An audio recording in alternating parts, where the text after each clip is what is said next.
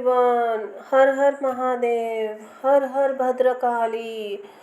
जय हो श्री हरि नारायण की जय। जय सिया राम। जय हो प्रभु हनुमान जी महाराज की जय। हो स्कंद देवता की जय। हो श्री गणेशाय नमो नमः। जय हो प्रभु श्री हनुमान जी महाराज की। कार्तिक मास महात्म्य कथा अध्याय 10वां। जय हो श्री स्कंद देवता की। राजा पृथु पूछने लगे कि मुनि, आपने कार्तिक मास में विष्णु की पूजा का महात्म्य कहा। इस मास में किसी और भी देवता का पूजन या व्रत होता हो तो वह भी कहिए। नारद जी के कहने लगे कि अश्विन शुक्ल पूर्णमासी को ब्रह्मा जी का व्रत होता है। कार्तिक कृष्ण चतुर्थी को गणेश जी की अष्टमी, अमावस जी को श्री लक्ष्मी जी का व्रत होता है। कार्तिक में जो कुंवारी इस व्रत को करती है उसको सुयोग्य पति मिलता है। जो विवाहित स्त्री इस व्रत को करती है उसका सौभाग्य अटल रहता है। प्रातः काल स्नान आदि निवृत्ति होकर चंदना आदि से गणेश जी का पूजन करके फिर उत्सव मनाकर भोजन करें। स्त्रियों को अपने सौभाग्य के लिए इस व्रत को अवश्य करना चाहिए। नारद जी कहने लगे, हे राजा पृथु, इस व्रत का इतिहास तुमसे कहता हूँ, सुनो। भद्रवती नाम की एक पुरी में सुधर्मा नाम का एक राजा था। उसके रविदत्त, सुशर्मा, जय शर्मा और सुशोभन नाम वाले 4 पुत्र और वीरमती नाम वाली कन्या थी। उस कन्या वीरमती का विवाह प्रेमदत्त के साथ हो गया। वे दोनों बड़े ही प्रेम से साथ रहते थे। एक दिन अचानक घर बैठे हुए देवदत्त को सांप ने काट लिया, जिससे उसकी मृत्यु हो गई। वीरमती बहुत जोर से रोने और चिल्लाने लगी। उसके चारों भाई माता पिता भी वहां आ गए और सारा पूर दुख रूपी समुद्र में डूब गया। उसी समय दुखों को दूर करने के वाले पुलस्त्य ऋषि भी वहां पर आग पहुंचे। राजा ने हाथ जोड़कर कहा कि महाराज, कौन से पाप कर्म से मेरी यह कन्या विधवा हुई है। तब पुलस्त्य जी ने कहा कि राजन, कार्तिक मास में तुम्हारी ने गणेश चतुर्थी का व्रत नहीं किया था, इसी पाप से यह विधवा हुई है। वह अब इस व्रत को करे तो उसका मृतक पति जीवित हो जाएगा। यह कहकर ऋषि तो चले गए और राजा ने अपने जमाते के मृत शरीर को तेल में डलवा दिया। जब कार्तिक मास आया तो उसकी कन्या ने विधिवत उद्यापन में ब्राह्मणों को बहुत सा धन दिया, जिसके प्रभाव से उसका मृतक पति फिर से जीवित हो गया। अंत ही सौभाग्यवती स्त्रियों को अपने सौभाग्य की रक्षा तथा संतान प्राप्ति के लिए यह व्रत अवश्य करना चाहिए। बोलो श्री हरि नारायण की जय। जय हो लक्ष्मी माता की जय। हो श्री गणेशाय नमः। जय हो स्कंद देवता की। कार्तिक मास महात्म्य अध्याय 11वां।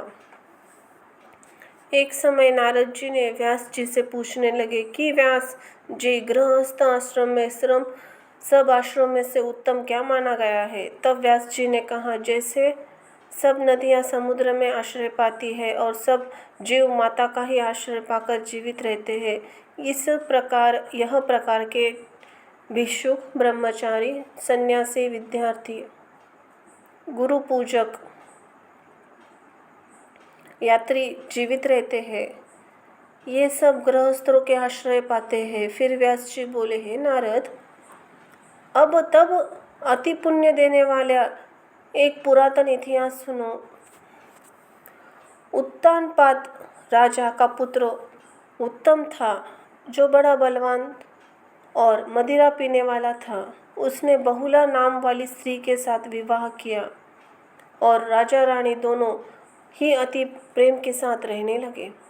एक समय राजा ने वेश्या का नृत्य देखते हुए मदिरा पान किया और रानी को भी मदिरा पान के लिए कहा, परंतु रानी ने उसका कहना नहीं माना। इस पर राजा ने क्रोधित होकर अपने अनुचरों को आज्ञा दी कि वह रानी को किसी निर्जन वन में छोड़ आए। तत्पश्चात राजा रानी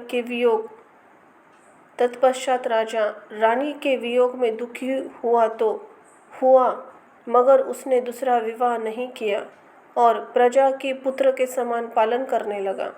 एक दिन एक ब्राह्मण राजा के पास आकर कहने लगा कि हे राजन, कोई मेरी स्त्री का अपहरण करके ले गया है। उसके वियोग में मैं अति दुखित हूँ, इसलिए तुम उसे ढूंढ कर लाओ। राजा कहने लगा कि महाराज, मैं नहीं जानता कि आपकी स्त्री कौन है, किधर और कहाँ ले गया है। मैंने तुम्हारी स्त्री को नहीं जानता हूँ कि वह कैसे स्वभाव वाली और रूप वाली है। तब ब्राह्मण बोला कि वह यद्यपि कठोर वचन वाली कुरूपा, काले रंग की तथा कर्कश स्वभाव वाली है, परंतु मैं उसकी कोई निंदा नहीं करता, क्योंकि वह मेरी पत्नी है। तब राजा कहने लगा, जब तुम्हारी स्त्री इतनी कुरूपा और क्रूर स्वभाव वाली है, तो तुम उसे लेकर क्या करोगे? मैं तो अति सुंदर और कल्याणकारी दूसरी स्त्री लेकर दे सकता हूँ। ब्राह्मण कहने लगा कि राजन, मेरी स्त्री मेरे धर्म और कर्म की अर्धांगिनी है। उसकी रक्षा करना मेरा परम धर्म है। जो अपनी स्त्री की रक्षा नहीं करता, उसका कल्याण नहीं होता। जो मनुष्य ऋतुकाल के पश्चात अपनी स्त्री से भोग नहीं करता, उसके पितर 1 मास तक उसके रुधिर में तैरते हैं। ब्राह्मण के ऐसे वचन सुनकर राजा अपने शस्त्र लेकर रथ पर सवार हुआ और चारों ओर घूम फिर उस स्त्री को खोजने लगा। कुछ ही दूर जाकर उसने एक आश्रम देखा, जहाँ पर एक महान तेजस्वी ऋषि कुशा के आसन पर विराजमान थे। राजा को देखकर भी उस ऋषि ने राजा का कोई आदर सत्कार नहीं किया और बोला, मैं जानता हूँ तुम राजा उत्तानपाद के पुत्र हो, मगर तुम यहाँ किस कारण से आए हो? राजा कहने लगा, हे रामुने, ब्राह्मण के घर कोई उसकी स्त्री को हरा कर ले गया है। मैं उसी की खोज करने इधर आया हूँ, परंतु आपने अर्घ्य आदि कुछ भी नहीं दिया और न ही किसी प्रकार का सत्कार किया। इसका क्या कारण है? ऋषि ने उत्तर दिया, राजन, तुम अर्घ्य के योग्य हुए भी इस समय उसके पात्र नहीं हो, क्योंकि तुमने अपने निरपराध स्त्री को वन में त्याग दिया है, जहाँ स्त्री का यह धर्म है कि वह तन मन से अपने पति की सेवा करे तथा उसका आज्ञा का पालन करे। वहाँ पुरुष का भी धर्म है कि वह अपनी स्त्री को यथायचित सम्मान करे। जिस घर में स्त्रियां का मान होता है, वहाँ देवताओं का वास होता है। जहाँ स्त्रियों का अनादर होता है, वहाँ कभी सुख शांति नहीं रहती। इतना ही सुन लज्जा से युक्त हो पूछने लगा कि भगवान, आप बहुत भविष्य और वर्तमान तीनों काल को जानने वाले हैं, इसलिए कृपा करके बताइए कि ब्राह्मण की स्त्री कौन और कहाँ हर ले गया है। ऋषि कहने लगे, राजन, अदिति का पुत्र बालक नामक राक्षस उस ब्राह्मणी को उल्पलावर्त वन में हर कर ले गया है। सो जाओ और उसको ढूंढकर ब्राह्मण का सहयोग करो। राजा ने मुनि को प्रणाम किया। मार्ग पर जाकर उल्पलावर्त वन में जा पहुंचा। वहां जाकर देखा कि जैसा ब्राह्मण ने बताया था, वैसा ही उसका रंग रूप देखकर राजा ने उसे पहचान लिया और कहा कि हे कल्याणी, तुम कौन हो? और विलास पुत्र की स्त्री हूँ। मैं अपने घर में अकेली सो रही थी कि वल्क नाम राक्षस मुझे हर कर यहाँ पर ले आया। यहाँ लाने के बाद न तो उसने किसी बात का कष्ट दिया और न ही मेरा सतीत्व नष्ट करने की चेष्टा की। इतना होने पर भी मैं यहाँ अत्यंत दुखी हूँ। राजा ने कहा कि हे ब्राह्मणी, यह राक्षस कहाँ गया है? मुझको तुम्हारे पति ने ढूंढने के लिए भेजा है। ब्राह्मणी ने कहा कि वह इस वन में अमुक स्थान पे गया है। तब राजा ने ब्राह्मणी को बताए हुए स्थान पर जाकर राजा को देखा। राजा को देखकर वह राक्षस उसके पैरों पर गिर पड़ा और कहने लगा कि राजन, मुझे क्या आज्ञा है। राजा ने कहा कि हे निशाचर, तू इस ब्राह्मणी को क्यों लाया है। राक्षस ने कहने लगा कि राजन, इस ब्राह्मणी का पति राक्षसों को मारने का मंत्र जानता है। अंत ही एवं जब हम यंत्र का अन्न ग्रहण करने के लिए जाते हैं तो वह हमको वहाँ से भगा देता है, क्योंकि सब यज्ञों का वही आचार्य बनता है। इसी कारण उस ब्राह्मण को दुखी करने के लिए मैं उसकी स्त्री को हरलाया हूँ, क्योंकि बिना स्त्री के पुरुष कर्म का अधिकारी नहीं होता। वह सुनकर राजा ने विचार किया कि यह राक्षस भी हमारी ही निंदा करता है। मुनि ने भी इसको अर्ध योग्य नहीं समझा। राजा ने अपने में ऐसा विचार ही कर रहा था कि राक्षस कहने लगा, राजन, मैं आपकी प्रत्येक आज्ञा का पालन करूंगा। इतना ही कहकर हाथ जोड़कर खड़ा हो गया। राजा ने कहा कि हे निशाचर, तुम इस ब्राह्मणी को इसके घर छोड़ाओ और जब हम यज्ञ करें तब हमारे पास आ जाना।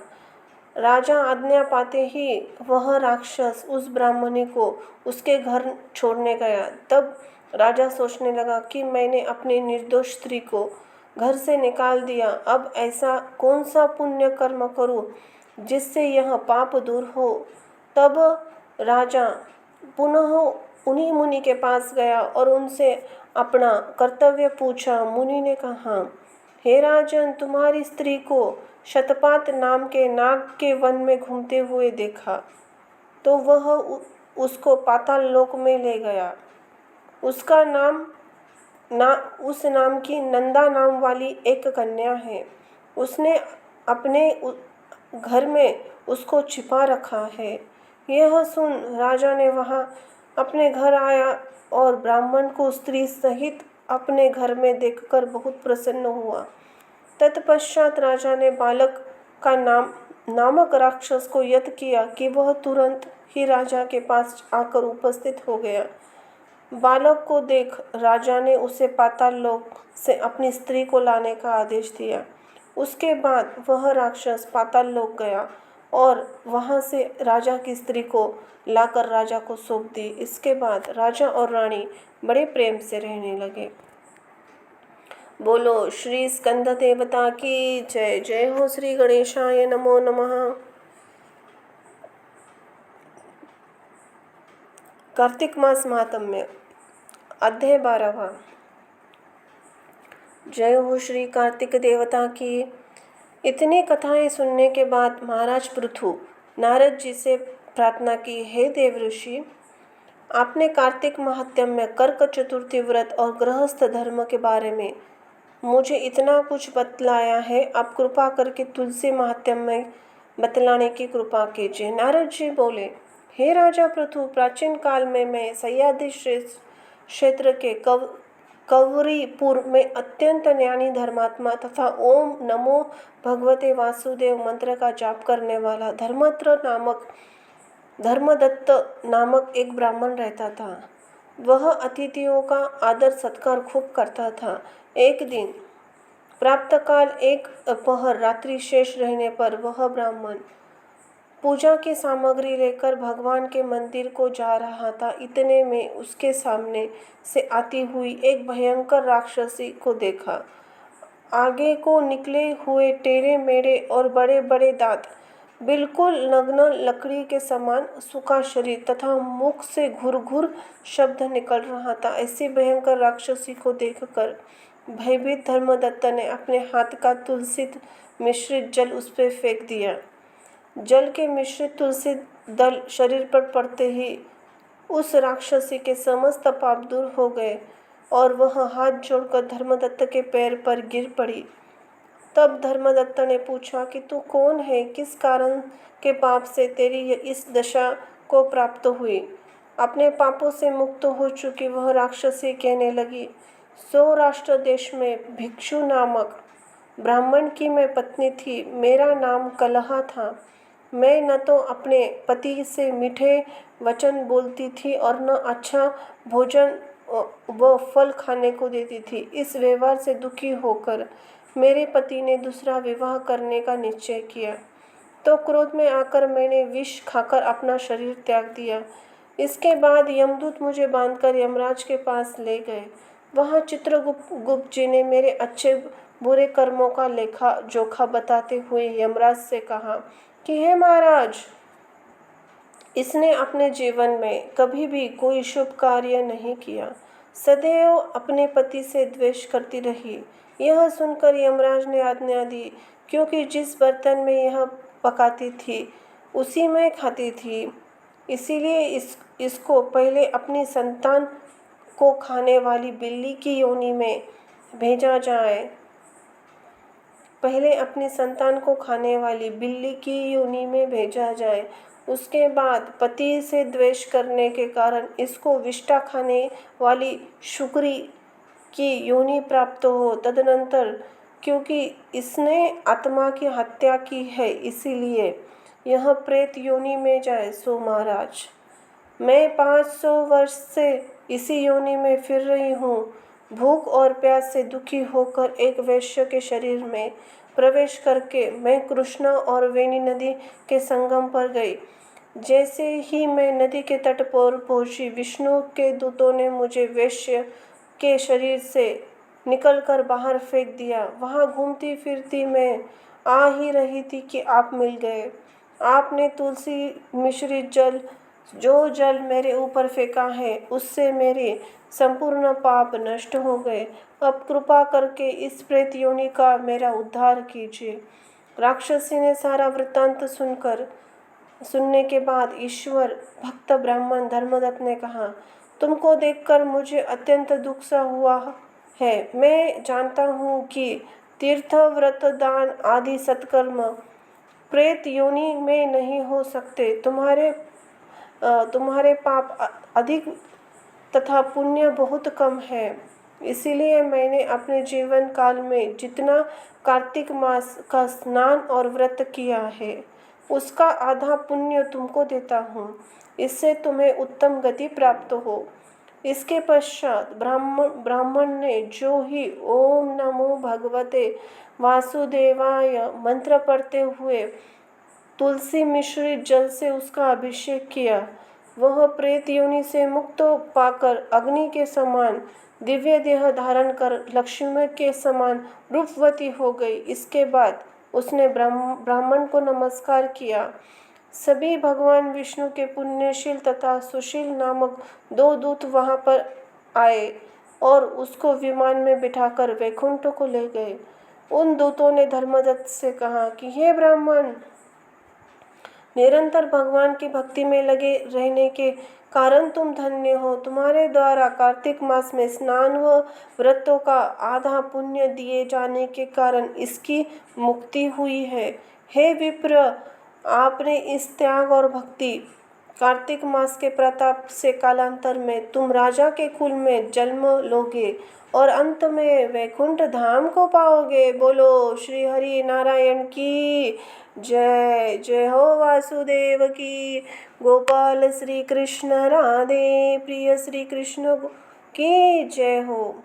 कार्तिक मास महात्म्य अध्याय 13वां। जय हो श्री गणेशाय नमः। जय जय हो स्कंद देवता। जय हो कार्तिक देवता। राजा पृथु ने हाथ जोड़कर देवऋषि नारद से कहा, हे महाराज, अब भगवान की पूजा महात्म्य सुनने की कृपा कीजिए। तब नारद जी बोले, हे राजा पृथु, जो मनोविनोद हंसी में भजन करता है उसको परमानंद प्राप्त होता है। जो श्रद्धा युक्त होकर भजन करता है उसको महात्म्य का वर्णन नहीं किया जा सकता। इस संबंध में तुम्हें एक अति प्राचीन इतिहास सुनाता हूँ, ध्यान पूर्वक सुनो।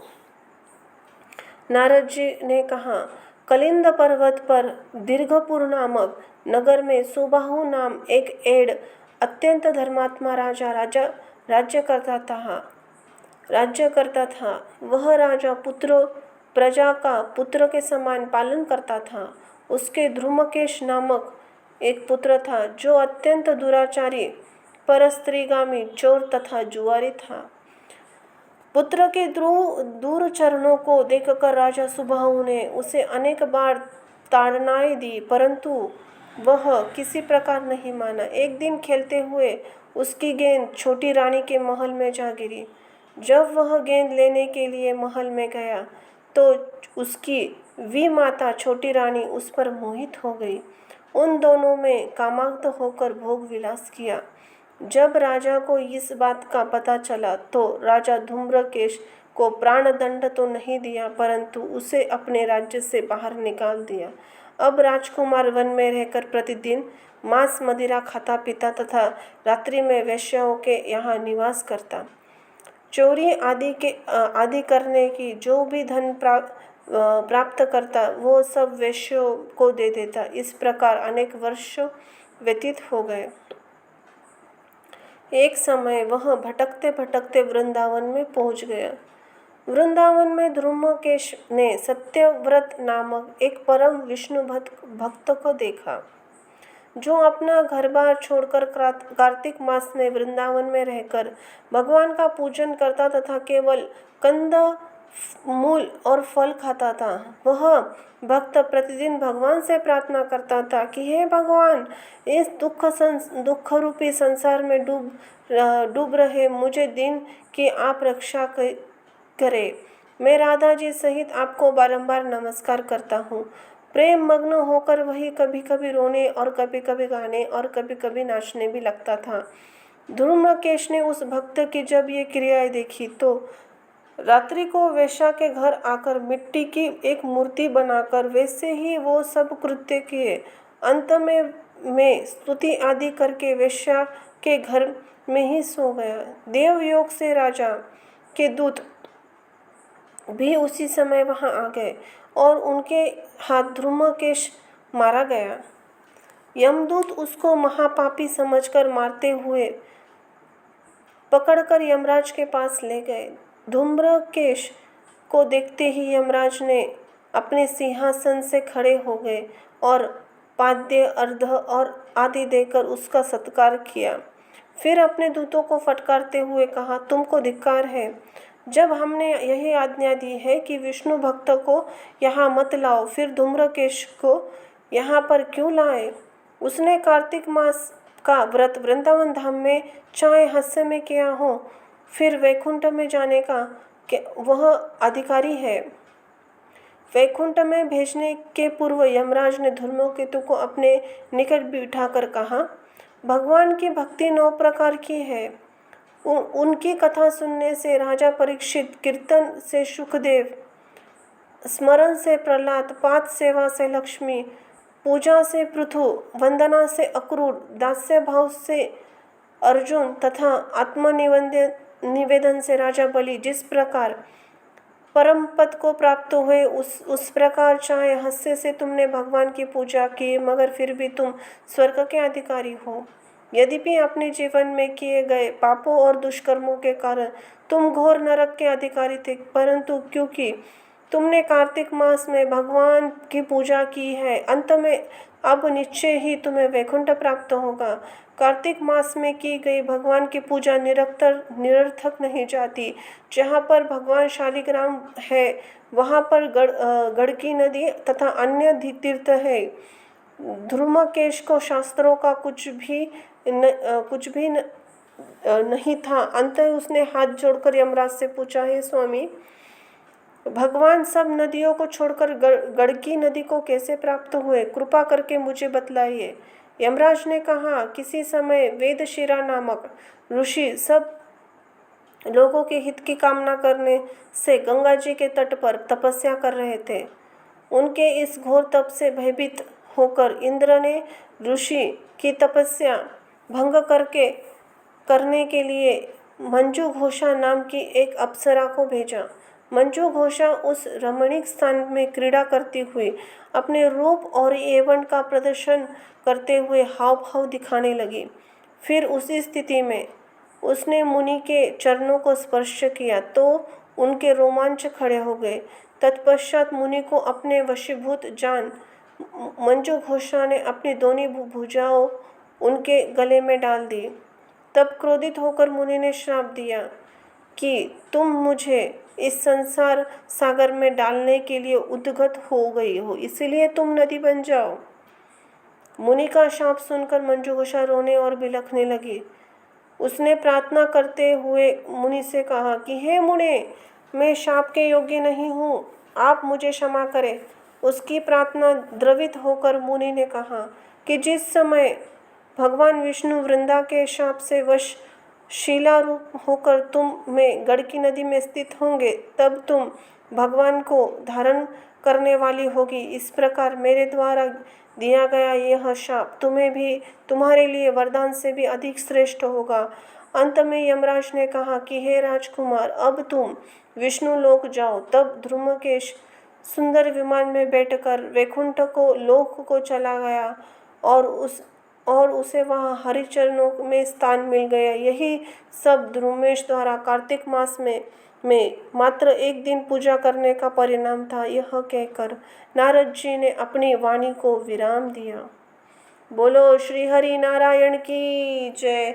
जय हो वासुदेव की जय हो, श्री हरि प्रभु की जय। जय सिया राम की जय हो, प्रभु हनुमान जी महाराज की। कार्तिक मास महात्म्य अध्याय 14वां। जय हो श्री कार्तिक देवता की जय हो, श्री गणेशाय नमः। अब तक कथाओं को भक्तिपूर्वक सुनने के बाद महाराज पृथु ने नारद जी से निवेदन किया कि हे देवऋषि, आप तो सर्वज्ञाता हैं और मैं अज्ञानी। अब आप कृपा करके संतान वृद्धि तथा सुख संपत्ति देने वाली महाविद्या, महामाया, महावेगा, महास्मृति, महामोही, महादेवी, महाईश्वरी तथा सर्वेश्वरी, अहो देवी, देवी की उत्पत्ति तथा इनका व्रत कब और कैसे किया जाता है, इसके बारे में विस्तार पूर्वक बतलाइए। महाराज पृथु द्वारा इस प्रकार प्रार्थना किए जाने पर नारद जी एक प्राचीन कथा सुनते हुए बोले कि हे राजन, एक समय कली काल में बड़ा भारी दुर्भिक्ष पड़ा। भीषण अकाल और महामारी फैलने के कारण अनेक व्यक्तियों की अकाल मृत्यु हुई। तब सब लोग इस विपत्ति से छुटकारा पाने का उपाय सोचने लगे। अंत में निश्चय करके कार्तिक कृष्ण सप्तमी को सबने व्रत रखा। व्रत के प्रभाव से सायंकाल चामुंडा देवी हाथ में नर और मुंडलीय प्रकट होकर कहने लगी, मैं रुद्र सहित विहार करने के लिए यहाँ आई हूँ, परंतु समस्त संसार में पाप छाया हुआ है। ब्राह्मण वेदहीन, क्षत्रिय सामर्थ्यहीन तथा वैश्य और शूद्र धर्महीन हो गए हैं। स्त्रियों ने पतिव्रत छोड़ दिया है, इसलिए सभी लोगों को अहोई का व्रत करना चाहिए। कार्तिक कृष्ण सप्तमी तथा अष्टमी को केवल रोगियों को छोड़कर शेष सभी स्त्री पुरुष सारे दिन भोजन न करके सायंकाल अहोई देवी का पूजन करें। अहोई देवी मेरा नाम है। अंत सभी व्यक्ति अहोई पूजन को मेरा पूजन मानकर भक्तिभाव से करें। अहोई अष्टमी पूजन का विधान बताते हुए चामुंडा देवी ने कहा, सभी व्यक्ति अपने घरों को गोबर और मिट्टी से लिपकर साफ करो। फिर काला, पीला, हरा तथा लाल इन 4 रंगों से द्वार पर मेरी मूर्ति बनाइए और स्वादिष्ट पकवान बनाकर मेरी पूजा करें। जब चामुंडा देवी यह कह रही थी, तभी एक धीवर की स्त्री बोली, हे माता, हम नीच लोगों का कर्तव्य भी बतलाइए। तब देवी ने कहा, तुम लोग भी मेरे भक्त हो, सो सब लोग मेरा पूजन करेंगे। तुम्हारी संतानों को भी पूजेंगे, तभी उनकी पूजा सफल होगी। मेरी पूजा के बाद कुंभारिन तथा मालकिन भी पूजा होगी। इतना कहकर देवी अंतर्धान हो गई। सभी व्यक्तियों ने चामुंडा देवी के कथनानुसार व्रत और पूजन किया तो सके संकट दूर हो गया। सारा संसार सुखपूर्वक रहने लगा। अहोई अष्टमी की कथा सुनने के पश्चात राजा पृथु ने नारद जी से पूछा, हे ऋषिवर, महीनों में कार्तिक और तिथियों में एकादशी सर्वश्रेष्ठ क्यों माना गया है? कृपा करके बतलाइए। तब नारद जी ने कहा, हे राजन, एक बार यही प्रश्न सत्यभामा जी ने भगवान कृष्ण से पूछा था। भगवान श्री कृष्ण ने जो उत्तर सत्यभामा को दिया वही मैं तुमसे कहता हूँ, ध्यान पूर्वक सुनो। एक समय सत्यभामा जी ने श्री कृष्ण जी से पूछा कि हे प्राणनाथ, जब सभी मास और तिथियां बराबर है तब कार्तिक मास एकादशी तिथि क्यों सर्वोत्तम मानी गई है? तब श्री कृष्ण जी ने कहा कि हे प्रिय, शंख नामक एक दैत्य समुद्र का पुत्र था। वह दैत्य इतना बलवान था कि उसने इंद्रादि देवताओं को स्वर्ग से निकालकर उनका स्थान स्वयं ले लिया। सब देवता उससे भयभीत होकर अपने बाल बच्चों सहित पर्वतों की कंदराओं में चले गए। वह दैत्य सोचने लगा कि मैंने देवताओं का स्थान तो ले लिया, लेकिन वे जीते नहीं गए। ऐसा प्रतीत होता है कि देवता वेद मंत्रों से बलशाली हो गए। अंत ही मुझे मंत्रों सहित वेदों का हरण कर लेना चाहिए। जब उसने ऐसा विचार किया तो वे डर के मारे समुद्र में जाकर छिप गए और ब्रह्मा आदि देवताओं ने संसार को वेद विहीन देखा तो सभी देवताओं भगवान विष्णु जी की शरण में गए। शेष शैया पर भगवान को निद्रा मग्न देखकर सभी देवता उन्हें जगाने की स्तुतियां, भजन, कीर्तन, गायन आदि आदि क्रियाएं करने लगे तथा भगवान विष्णु के जाग जाने पर सभी देवताओं ने आवाहन, आसन, पाग, अर्ध आचमन, स्नान, वस्त्र, यज्ञोपवीत, चंदन, पुष्प, धूप, दीप, नैवेद्य, तांबूल, प्रदक्षिणा तथा नमस्कार द्वारा भगवान विष्णु का पूजन किया। तब विष्णु भगवान प्रसन्न होकर देवताओं से कहने लगे, हे देवताओं, मैं तुमसे प्रसन्न हूँ। अंतहि एवं शंख आदि दैत्यों को मारकर मैं चारों वेदों को शीघ्र ही यहाँ ले आऊंगा, परंतु आज से वेद बीज मंत्रों का सहित कार्तिक मास में जल में निवास करेंगे। अंत ही एवं कार्तिक महीने में जो कोई जल में स्नान करेगा उसको यज्ञ के समान फल प्राप्त होगा और उसके